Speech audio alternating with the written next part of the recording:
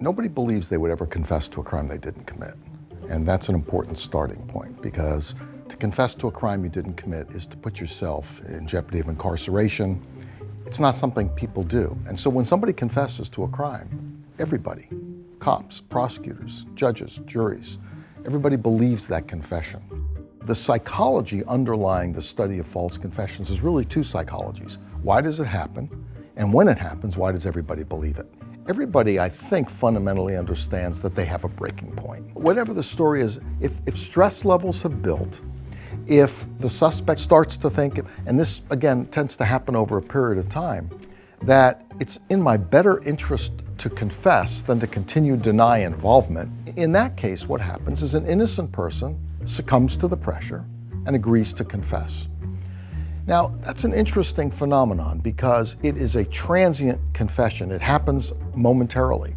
And as soon as the pressure of the moment is lifted, as soon as a lawyer comes into the situation, immediately there is a recantation. The suspect recants the confession. I was under pressure, I felt coerced, I didn't do this. That's the hallmark of a compliant false confession. As an act of compliance, they agreed to confess, but privately they knew they never did this, and that was the end of that.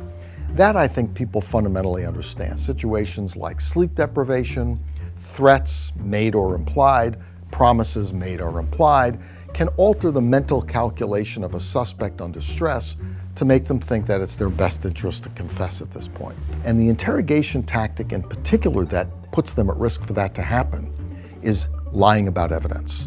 In the United States, police are allowed to outright lie. They're allowed to say to a suspect, we had DNA found on the victim and we tested it and it's yours. Or we found hair within the victim's grasp. We tested it, that was your hair. Or we found the victim's blood on your pillow. Or that polygraph that you agreed to take, you failed it. Now, if you take somebody who's vulnerable to manipulation and their grasp on reality is starting to weaken, and you outright lie about the evidence, you can shake in their view of reality. So when you look at confession evidence, you have to ask yourself, what risk factors were present in the person that made him vulnerable? What interrogation tactics were used that would make anybody vulnerable?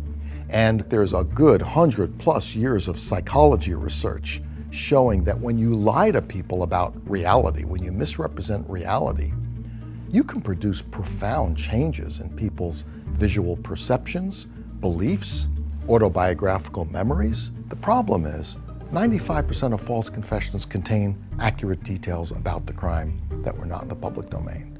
When you have a conversation with somebody, when you interrogate somebody, as part of that process of exchange, you're not just eliciting information, you're communicating information.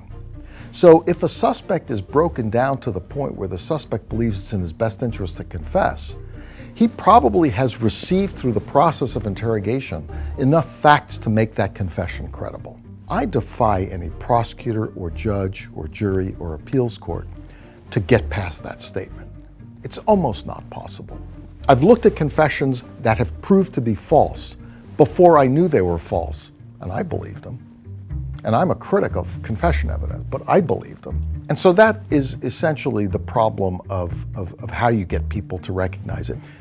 That begs now the question, how do you solve this problem? How do you solve a problem both that the false confession happens and that people can't tell a false confession if they see one? An interrogation needs to be recorded from start to finish. Whether you call it an interview or an interrogation, the entire process from start to finish. It will make police better at what they do. It will make suspects more likely to, it may not make guilty suspects more likely to confess, but I think it might make innocent suspects less likely to confess. And then it will make better fact finders of prosecutors, judges, juries, and appeals courts.